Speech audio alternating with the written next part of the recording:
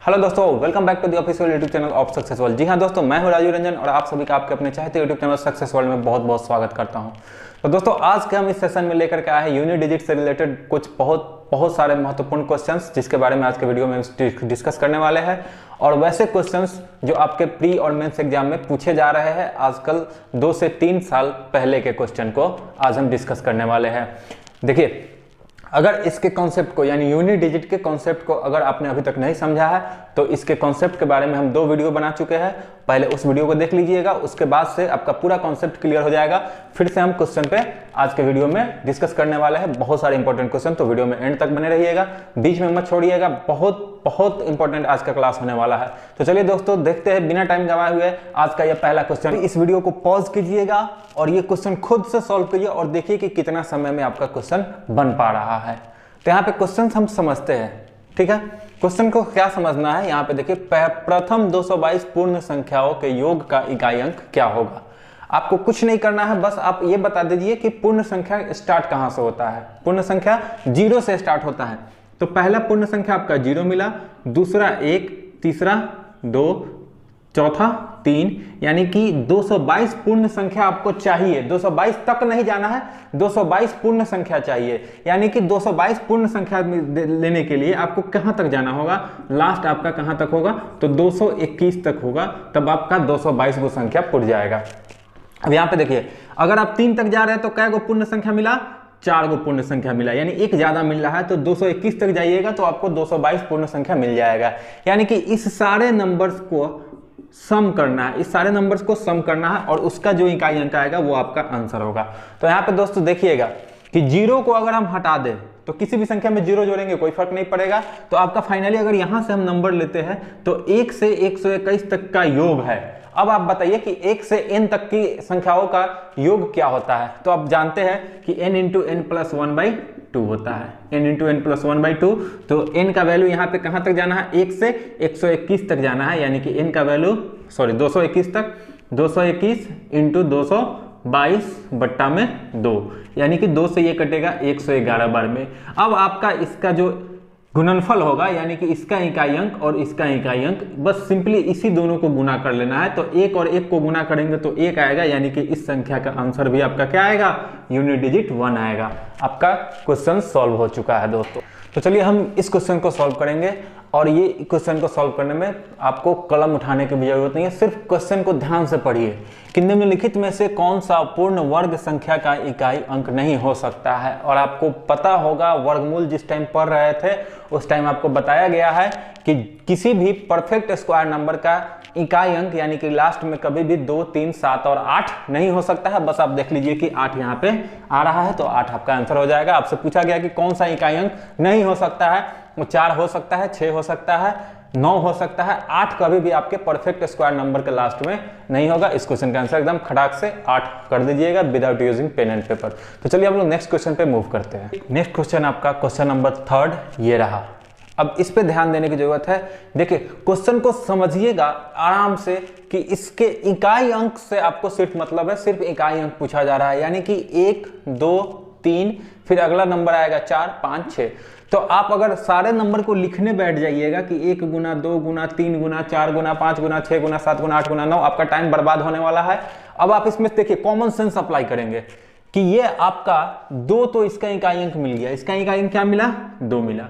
अच्छा, एक बात बताइए, इसके बीच में 25 होगा कहीं ना कहीं, 23 के बाद 24 होगा, 24 के बाद 25, फिर आगे 26, 27, 28 सारा नंबर मिलेगा।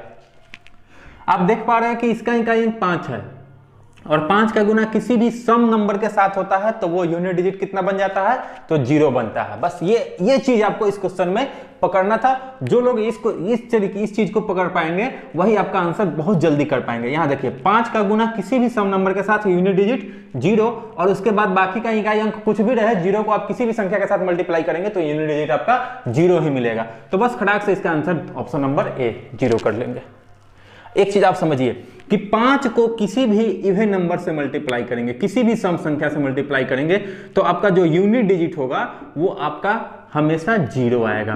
5 को किसी भी आप इवन नंबर से मल्टीप्लाई कीजिए। देखिए, 5 को अगर आप 24 से मल्टीप्लाई करते हैं तो 24 बचे 120, यानी यूनिट डिजिट आपका 0 ही आएगा। 5 को किसी भी इवन नंबर से, किसी भी सम संख्या से मल्टीप्लाई करेंगे यूनिट डिजिट आपका 0 ही आएगा। बस आपको ऑब्जर्व ये करना था कि यहाँ पे तो 2 आपको दिख रहा है इसका यूनिट डिजिट, और 5 कहीं इस संख्या में मिलेगा? हाँ जी बिल्कुल मिलेगा। तो 25 का 5 यानी कि 5 गुना 10 यूनिट डिजिट 0, आपका आंसर 0। बस सिर्फ 2 सेकंड का काम था इस क्वेश्चन को सॉल्व करना। तो चलिए बढ़ते हैं हम लोग नेक्स्ट इस क्वेश्चन को सॉल्व करते हैं। ध्यान से देखिएगा, यहाँ पे सारे नंबर्स को मल्टीप्लाई करने की जरूरत नहीं है, या फिर सारे नंबर्स के यूनिट डिजिट को भी मल्टीप्लाई करने की जरूरत नहीं है। बस आप तरीका वो ढूंढिए जिससे आपका क्वेश्चन जल्दी खत्म हो, जल्दी बन जाए। तो अब देखिए यहाँ पे एक संख्या हमको मिला जिसका यूनिट डिजिट 5 है, तो 5 वाला मिल जाएगा, आपके लिए आसान कर देगा वही चीज। तो अब देखिए बाकी का यूनिट डिजिट क्या मिल रहा है, सबका यूनिट डिजिट आपका ऑड नंबर मिल रहा है। क्या मिल रहा है? Odd number. और अभी आप जस्ट पहले वाले क्वेश्चन देखे थे कि 5 का मल्टीप्लाई अगर इवन नंबर के साथ मिल जाए तो यूनिट डिजिट आपका 0, और यहाँ पे आपका 0 नहीं होगा क्योंकि 5 का मल्टीप्लाई आपको क्या करना है? सभी के यूनिट डिजिट से मल्टीप्लाई करना है, यानी कि सबका सब यूनिट डिजिट क्या मिल रहा है आपको? तो ऑड नंबर मिल रहा है। तो एक चीज समझिए कि 5 का मल्टीप्लाई अगर ऑड के साथ होगा तो यूनिट डिजिट आपका 5 ही रहने वाला है, आंसर आपका 5 आ गया, हो गया। 2 सेकंड का क्वेश्चन है दोस्तों, सॉल्व सोचिएगा बस सिर्फ कि 5 का मल्टीप्लाई अगर ऑड के साथ हो तो यूनिट डिजिट 5, 5 का मल्टीप्लाई अगर इवन के साथ हो तो यूनिट डिजिट 0। सिर्फ यूनिट डिजिट से आपको मतलब है, ये चीज हमेशा के लिए दिमाग में बैठा लीजिएगा कि 5 का मल्टीप्लाई अगर किसी भी सम संख्या का से हो तो उसका यूनिट डिजिट 0 होता है। 5 का मल्टीप्लाई अगर किसी भी ऑड नंबर से हो तो उसका यूनिट डिजिट 5 है। यहाँ पे 0 मत कीजिएगा, यहाँ पे इसका आंसर सही क्या होगा? 5 होगा। तो चलिए बढ़ते हैं हम लोग नेक्स्ट क्वेश्चन। चलिए अब आपका क्वेश्चन आ रहा है पावर के रूप में कि 122 का पावर 81, इसका यूनिट डिजिट क्या होगा? अगर आपने इसके कंसेप्ट को समझ रखा है, पिछली वीडियो को देख चुका है, तो इस क्वेश्चन का आंसर अभी तक आप लोग लगा दिए होंगे विदाउट यूजिंग पेन। किसी भी क्वेश्चन में पेन और पेपर उठाने की जरूरत नहीं है, बस आप सोच करके कर सकते हैं। इसका यूनिट डिजिट कितना है भाई मेरे?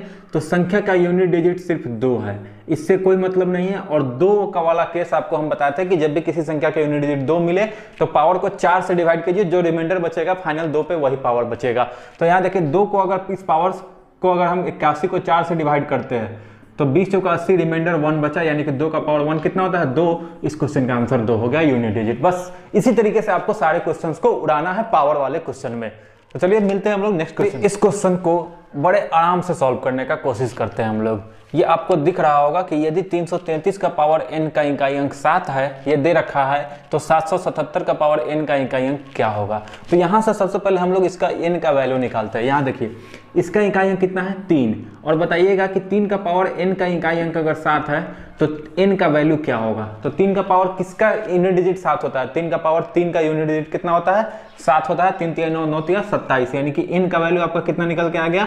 3। अब इसी n के वैल्यू को 3 को यहाँ पे लगा देना है, यानी कि 777 का पावर 3 आपसे पूछा जा रहा है कि क्या होगा।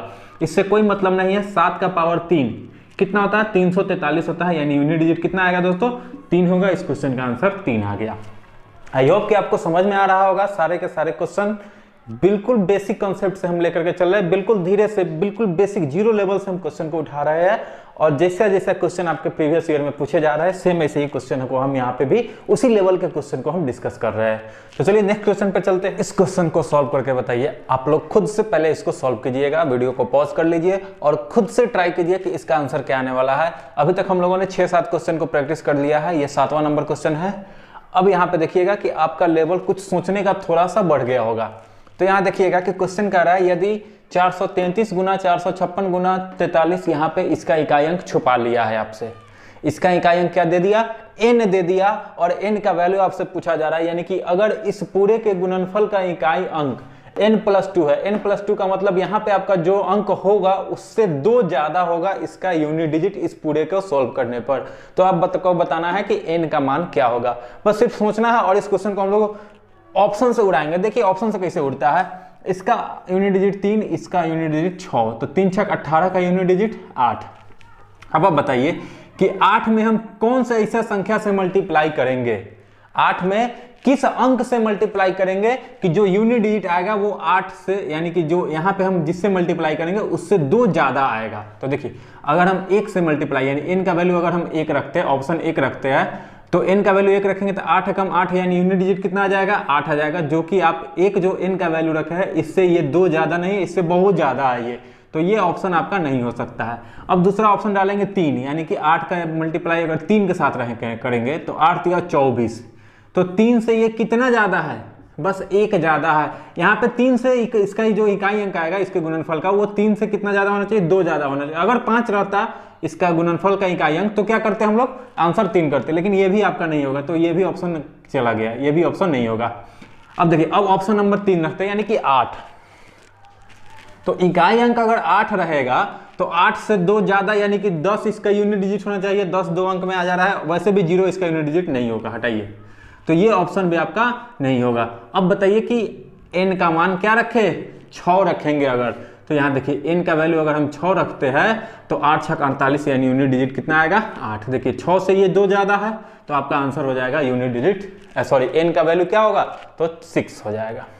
देखिए इस क्वेश्चन को आप फिर से समझिएगा, वीडियो को फिर से पॉज करके यानी पीछे करके रिवर्स करके देखिएगा तो आपको समझ में आएगा। फिर से एक बार हम फिर से समझा देते हैं, यहाँ ध्यान दीजिएगा कि यहाँ देखिए 3 6 18, इसका तो यूनिट डिजिट पता है हमको, 18 का यूनिट डिजिट 8 हो गया। अब 8 में हम किस संख्या से, किस अंक से मल्टीप्लाई करेंगे कि जो जिस अंक से मल्टीप्लाई करेंगे उससे 2 ज़्यादा इसका यूनिट डिजिट आएगा। तो यहाँ देखिए अगर हम 1 रखते हैं तो 8 कम 8, 1 से 8 बहुत ज़्यादा है यानी 7 ज़्यादा है आपका, यहाँ पे n+2 यानी 1 से मात्र 2 ही ज़्यादा होना चाहिए, तो नहीं होगा। 3 अगर रखते हैं तो 8 या 24 यूनिट डिजिट 4 आ जाएगा। तो जब 4 आएगा तो 3 अगर हम n का वैल्यू रखे हैं तो 3 से ये कितना ज़्यादा है, मात्र 1 ज़्यादा है, आपको 2 ज़्यादा चाहिए, ये भी नहीं होगा। 8 रखेंगे तो 8 8 64, यूनिट डिजिट कितना आएगा 4। अब बताइए 4 जब यूनिट डिजिट आ रहा है, हम यहाँ पे कितना रखे हैं 8 रखे, तो 8 से ये 4 2 ज़्यादा है नहीं है, तो ये भी नहीं होगा। यानी फाइनली आपके पास बच के कौन आ रहा है कि 6, अगर हम 8 के n के जगह पे 6 रखते हैं तो 8 6 48 यानी यूनिट डिजिट 8 आ गया, और ये 6 जो 6 से कितना ज़्यादा है तो 2 ज़्यादा है। तो इस लेवल का क्वेश्चन आपसे एग्जाम में आजकल पूछे जा रहे हैं। डायरेक्ट सिंपल सा क्वेश्चन आपसे नहीं पूछेगा यूनिट डिजिट क्या होगा, आपको इस तरीके से थोड़ा सा ट्विस्टेड क्वेश्चन पूछा जा रहा है आज के समय में एग्जाम में। तो हम पुराने क्वेश्चंस को छोड़ देंगे, अभी के ट्रेंड में जो क्वेश्चन चल रहा है, जिस लेवल का क्वेश्चन चल रहा है, उस लेवल के क्वेश्चन तक हम लोग सोचने का कोशिश करेंगे, और होगा ही होगा, 100% होगा जब तक हम आपके साथ है।